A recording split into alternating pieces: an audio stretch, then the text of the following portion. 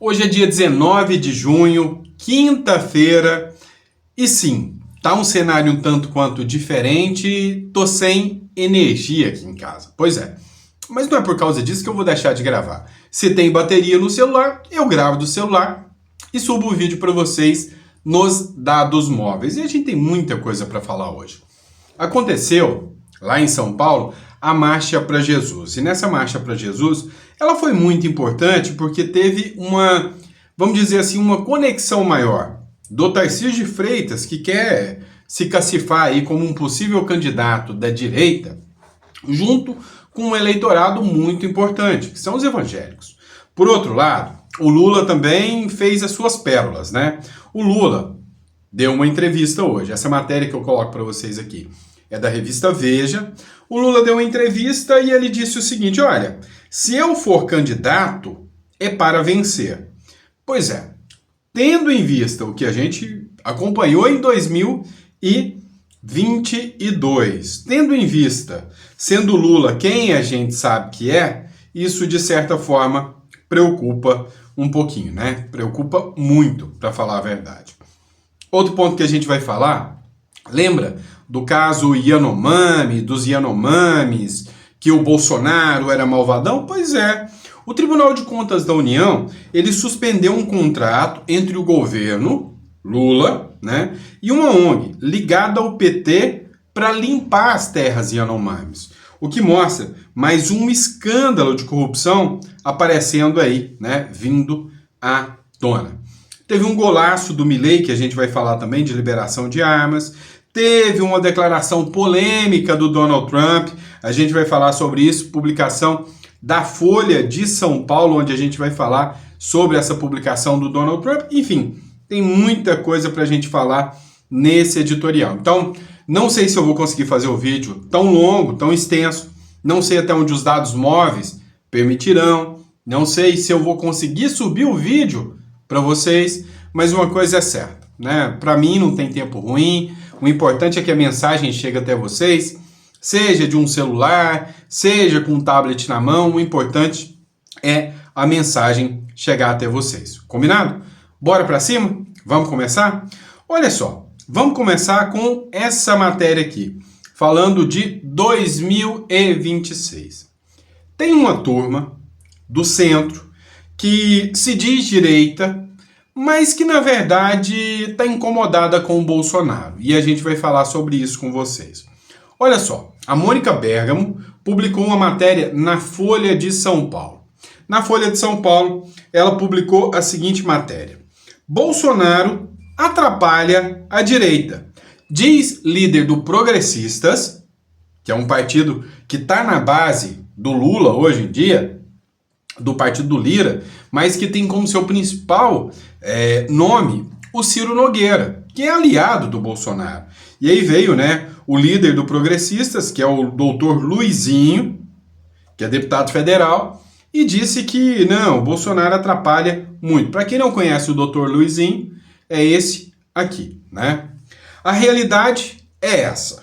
O ex-presidente Bolsonaro impede que o centro-direita coloque um quadro, porque ele, ao não apoiar o governador de São Paulo, Tarcísio de Freitas, ou ao não se posicionar claramente sobre quem é o candidato dele, está impedindo a organização da centro-direita no Brasil, né? E essa discussão é polêmica, né? Os deputados e aliados de Jair Bolsonaro escancarou um almoço com empresários na terça-feira, dia 17, em Brasília, e que muitos bolsonaristas apenas sussurram no ouvido. Ele afirmou que Bolsonaro, que está inelegível, atrapalha a direita ao não dizer claramente quem será o seu candidato a presidente em 2026.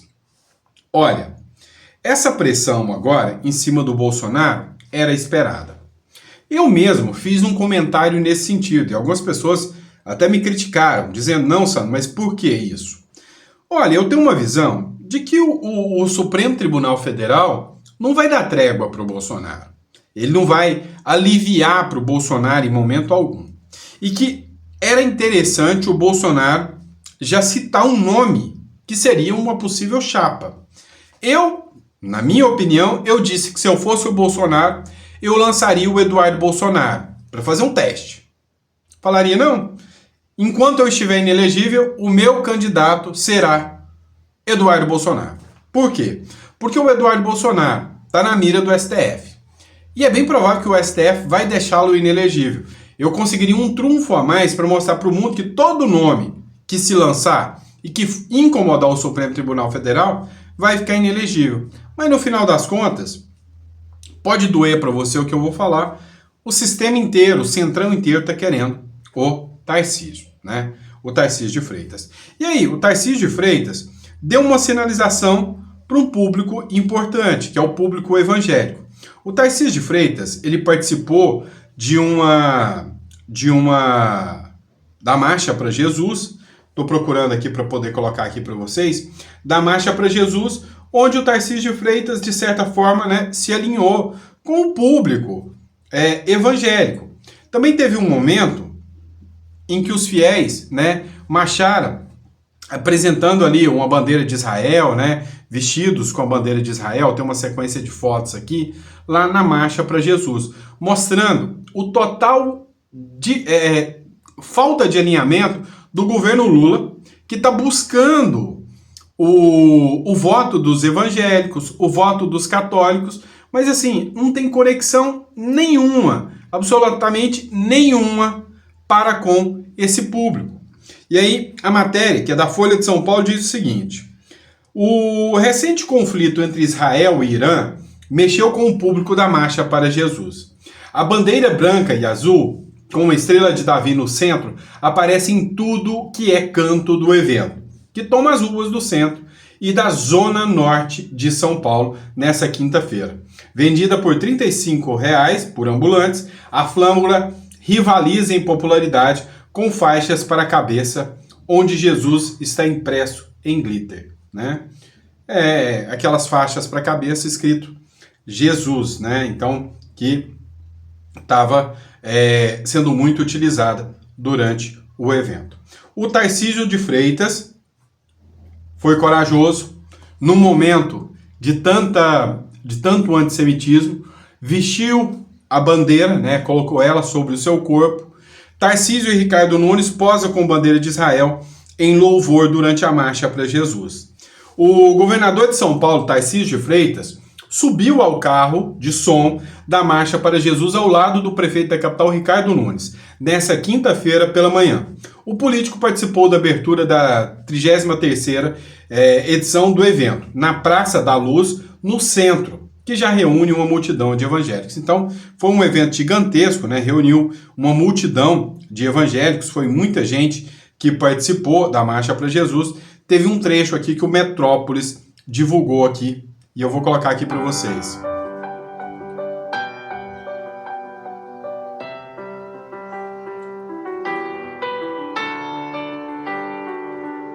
Muita gente, né, pessoal? Você vê que foi um evento bem bonito, bastante gente participando, né? Isso aqui foi um drone da filmagem do jornal Metrópolis, né? E assim, importante mostrar que o governo Lula, ele tá vindo com um migué, né? Tentando falar que ele conversa para o público evangélico. Só que é o seguinte, imediatamente foi resgatado um vídeo do Lula que vocês precisam assistir, que é esse vídeo aqui. Discurso da direita no mundo inteiro, pátria amada, costumes e religião. Então o que é que nós temos que construir? Isso eu tenho, inclusive, feito proposta, falei com o chanceler Olaf Scholz, falei com o Macron e vou falar com todos os líderes. Os setores progressistas e democráticos da sociedade precisam se preparar para construir uma narrativa para desmontar esse discurso atrasado, xenófobo, um discurso que não leva a nada. E essa pauta da família, a pauta dos valores, é uma coisa muito atrasada. Então qual é o discurso da direita no mundo inteiro? Pátria amada. Qual é o discurso da direita? Pátria amada, família, religião. Esse é o discurso que hoje, né, todo mundo sabe que a esquerda e o Lula odeiam. Vamos lá. Outra matéria que eu quero falar com vocês aqui é uma matéria da Globo News. A manutenção da prisão preventiva do Marcelo Câmara. A Globo News fez uma publicação hoje, falando da manutenção, né, depois da audiência de custódia do Marcelo Câmara. A gente falou sobre isso, é um ex-assessor do Jair Messias Bolsonaro, foi preso, a maioria do mundo jurídico se manifestou pelo absurdo que foi isso. Depois de conversas entre o Mauro Cid e o advogado, o Câmara não fez nada, né? Ou seja, não juntou-se prova alguma de que ele tinha conhecimento dessa conversa com o seu advogado, e conversa essa que não é ilegal, e aí teve audiência de custódia e a manutenção da prisão dele. Acompanha aqui comigo. Teve a prisão preventiva de um ex-assessor de Jair Bolsonaro, estou falando do Marcelo Costa Câmara. O Câmara, que é coronel, passou por uma audiência de custódia, que é aquele procedimento feito para verificar as condições em que a prisão foi feita. O Câmara foi preso ontem, depois de uma decisão do ministro Moraes. Está aqui, lá no G1, aqui no meu telão. Ele foi preso porque tem essa suspeita de ele ter mantido contato com o Mauro Cid para obter informações sobre a delação premiada do Mauro Cid por meio de terceiros. E aí o terceiro seria o advogado dele, que é o Eduardo Cuntos. Também agora vai ter uma investigação para apurar essa atuação do Cuntos, que conversou e confirmou que conversou com o Mauro Cid pelo Instagram. A gente entrevistou o Cuntos aqui nesta semana, na terça-feira. Ele deu o relato ali, os detalhes do que teria sido essa conversa, disse que ele estava ali dando corda para buscar mais informações que pudessem ajudar o seu cliente. Aí o ministro Moraes, então, ontem determinou a prisão do Câmara e hoje manteve a prisão do ex-assessor de Bolsonaro após essa audiência de custódia. O Supremo manteve a prisão. Impressionante e ao mesmo tempo assustador, né? A maneira, né, tranquila que o pessoal da esquerda coloca essa situação. É assustadora, né? Como que a imprensa noticia isso como se fosse algo comum. É a abertura de um inquérito, de uma investigação contra o advogado. Não existia, presta atenção, não existia qualquer proibição de que o advogado conversasse com qualquer um dos réus. Se um dos réus quer fornecer prova para o advogado, o papel do advogado é buscar provas. Agora o advogado passa a ser investigado. Isso é assustador. Isso é literalmente assustador. Pessoal, dá uma olhada nessa matéria aqui que foi publicada no jornal R7, né? Jornal da Record. Tem a ver com os Yanomamis. O Tribunal de Contas da União suspende contrato entre governo e ONG que é ligado ao próprio PT para limpar a terra Yanomami. Olha o absurdo isso aqui. O TCU, que é o Tribunal de Contas da União, determinou a suspensão dos repasses de recursos federais destinados a um contrato entre o Ministério do Trabalho e uma ONG, que é ligada aos sindicatos dos metalúrgicos do ABC, em São Bernardo do Campo, para atuar na retirada de lixo da terra indígena Yanomami, em Roraima. Presta atenção, é uma ONG situada no sindicato, controlada pelo sindicato do ABC Paulista, para tirar lixo lá em Roraima. A decisão foi tomada após reportagens reveladas que o convênio, no valor de 15,8 milhões, 15,8 milhões, foi firmado por meio da Secretaria de Economia Popular e Solidária, vinculada à pasta e comandada pelo ex-ministro Gilberto Carvalho, que é do PT, um dos principais conselheiros do PT e do presidente Luiz Inácio Lula da Silva. Pensa nisso. Um contrato que nunca ninguém vai investigar, no valor, né, na bagatelazinha de 15 milhões de cruzeiros, né, 15 milhões de reais, né, essa bomba aí. Vamos lá, pessoal.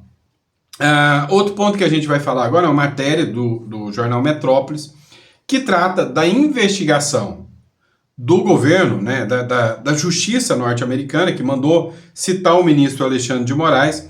Olha só, é uma publicação do Gil Diniz aqui para vocês. Advogados que representam a Trump Media, ligada ao presidente dos Estados Unidos, Donald Trump, criticaram duramente uma decisão do ministro Dias Toffoli que resultou em centralizar as investigações nas mãos de Alexandre de Moraes. As críticas fazem parte de um processo que a empresa move contra Moraes nos Estados Unidos. No documento, os advogados questionam a abertura do chamado Inquérito das Fake News, iniciado por Toffoli em 2019. Eles alegam que o ministro agiu após ser citado em uma reportagem que o associava à empreiteira Odebrecht e à Operação Lava Jato. Segundo os representantes da Trump Media, o STF usou um artigo do seu regimento interno, geralmente reservado para questões administrativas, para abrir uma investigação criminal sem o aval do Ministério Público. No texto, eles acusam a corte de concentrar funções de investigação.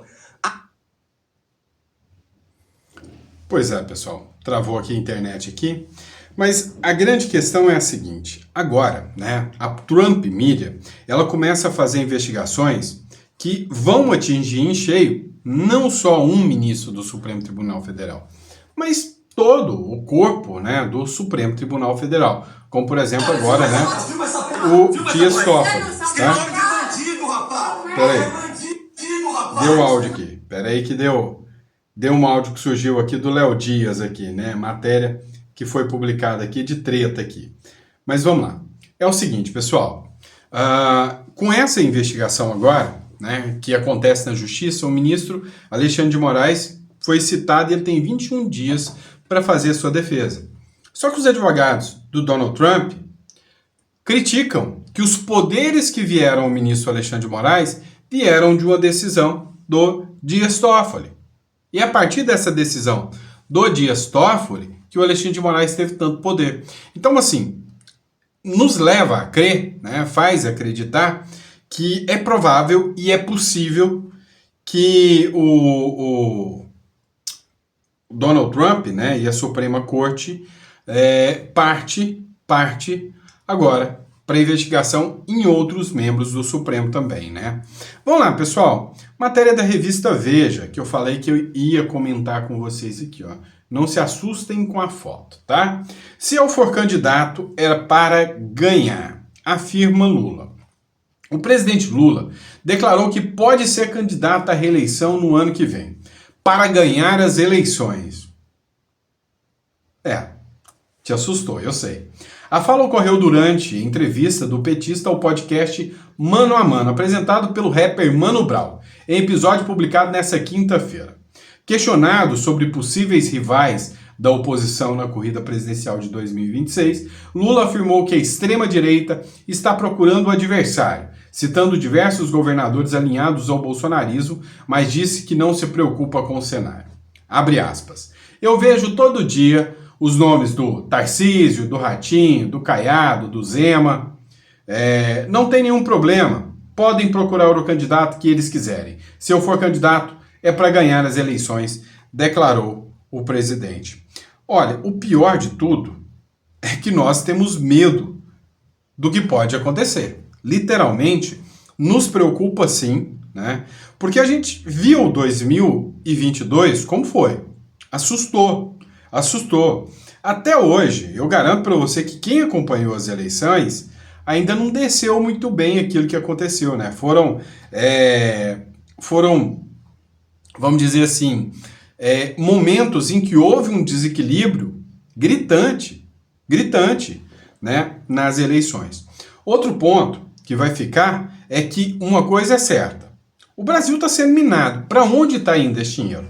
Eu lembro um período em que aconteceu o mensalão, o petrolão, que o ministro Gilmar Mendes disse que o PT era uma verdadeira cleptocracia. Ele dizia que o PT tinha dinheiro para ganhar muitas eleições. Então, o meu medo é que o Gilmar Mendes estivesse certo, né? E muito certo. E que esteja certo agora.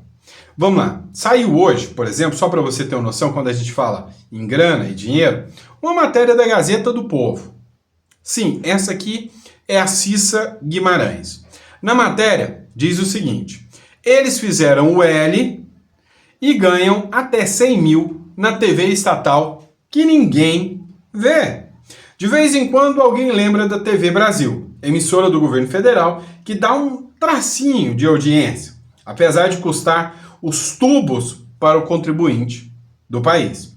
Dessa vez a estatal voltou a ser assunto, ao conceder um gordo aumento de salário à atriz Cissa Guimarães. Apresentadora do programa de entrevistas Sem Censura, É até irônico, né? O PT, num programa chamado Sem Censura, né? Apresentador do programa Sem Censura, a apoiadora de longa data do presidente Lula ganhou um reajuste de causar inveja até na iniciativa privada.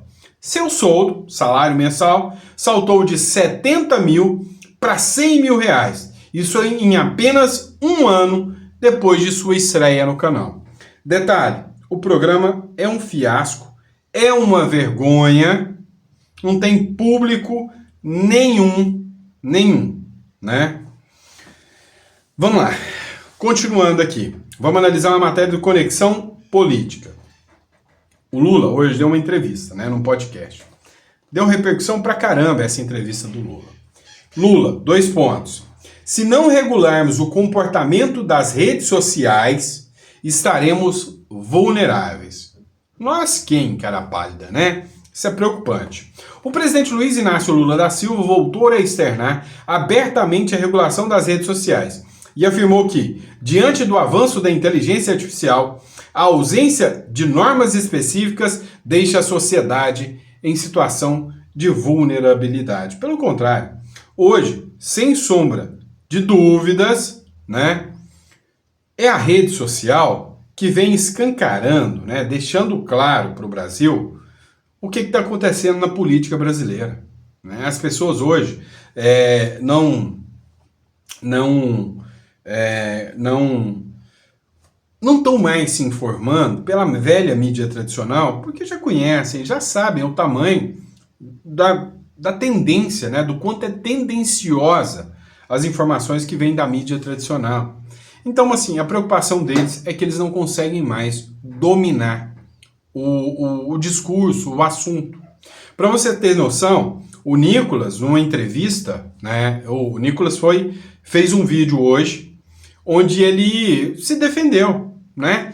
Todos os jornais estão atacando o Nicolas Ferreira, falando que o Nicolas votou para aumentar a conta de luz das pessoas.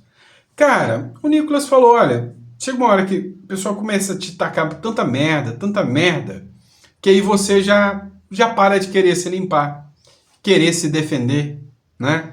Então, ele mostrou esse desgosto. E hoje o Lula foi lá, invejoso, querer atacar o Nicolas Ferreira, dizendo que fica falando bobagens, que foge do Haddad. Pois é, gente. A gente sabe muito bem a diferença, né, da questão moral existente hoje dentro do governo PT e o próprio Nicolas Ferreira. E não só o Nicolas, outras figuras também. Olha essa matéria aqui. Essa aqui vai te deixar assustado. Você deve conhecê-lo, né? Esse é o Gustavo Gaia, deputado federal, provavelmente, né? Se for permitido concorrer, tem isso hoje na República das Bananas, se for permitido concorrer, próximo senador da República do Brasil. E olha só essa matéria aqui que foi publicada do jornal Opção. A ABIN paralela de Jair Bolsonaro e Carlos Bolsonaro espionou até um deputado aliado de Goiás. Veja a lista de monitorados. Olha só o quanto eles tentam espalhar um veneno aí, né?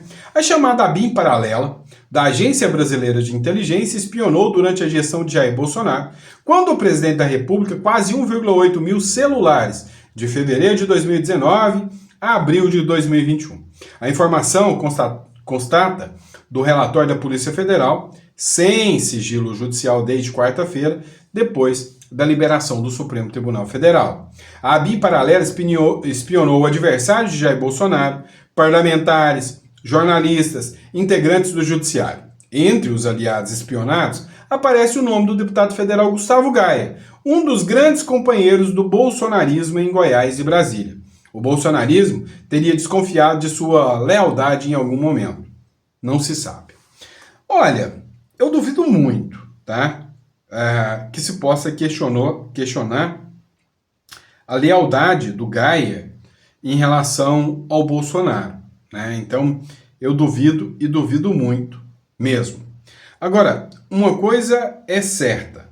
Quando a gente está diante de um Brasil que escolhe quais as pautas são bombásticas ou não, a gente vê a diferença de importância que a imprensa dá. Que a imprensa está martelando em cima dessa tal de ABIN paralela. Mas a imprensa não está falando de outra investigação contra o Gustavo Gaia. O Lula está gastando 54 milhões com uma agência para investigar as redes sociais dos opositores ao governo, de quem critica o governo, né? De quem critica o governo. Então, assim, o Lula está usando dinheiro público para investigar opositores. Será que vai ter uma investigação de uma ABIN paralela? Será que vai ter uma investigação da malversação do dinheiro público? Porque, assim, são 54 milhões que poderiam ir para escolas, poderiam ir para universidades, poderiam ir para livros didáticos, para vacinas. Mas não, está indo 54 milhões para espionar e investigar os opositores políticos do governo. Isso aqui, o STF nunca vai abrir uma investigação contra o Lula. Sem contar as mentiras e as fake news. Olha outra fake news grotesca, gigantesca aqui do governo Lula, e fica por isso mesmo. Não vai ter 24 horas para explicar, não vai ter inclusão no inquérito das fake news, nada disso. Matéria da Folha de São Paulo. Lula compara Brasil, pós-Bolsonaro, à faixa de Gaza e diz que será candidato para vencer em 2026. Tá aqui a publicação, né? De vez em quando eu olho para a destruição na faixa de Gaza, fico imaginando o Brasil que nós encontramos. Não tínhamos mais Ministério do Trabalho, de igualdade racial, de direitos humanos, de cultura. Foi uma destruição proposital.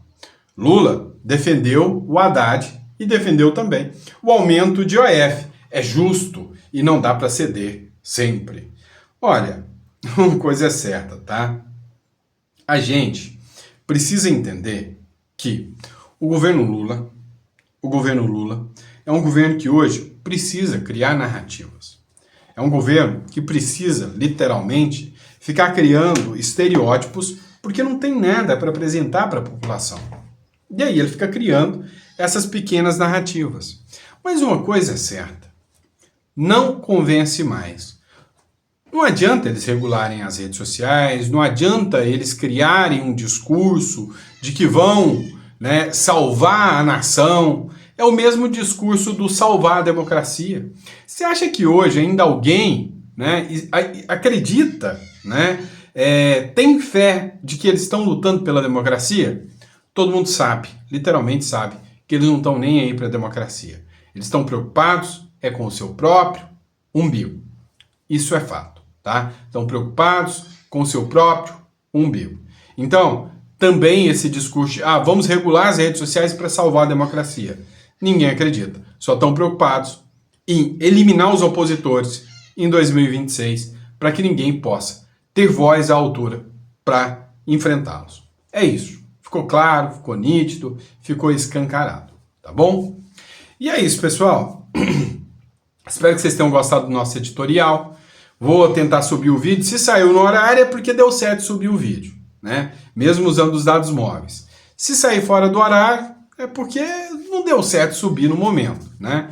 Mas enfim, o que eu quero é que vocês saibam que, independente do que for, seja feriado, seja final de semana, não importa. Eu vou estar trazendo conteúdo de relevância sempre aqui para vocês, tá bom? Muito obrigado. Amanhã eu espero estar de volta aqui com vocês, discutindo, debatendo um pouco mais sobre o que rola no Brasil. Obrigado pela confiança e pela credibilidade. E vejo vocês amanhã de manhã.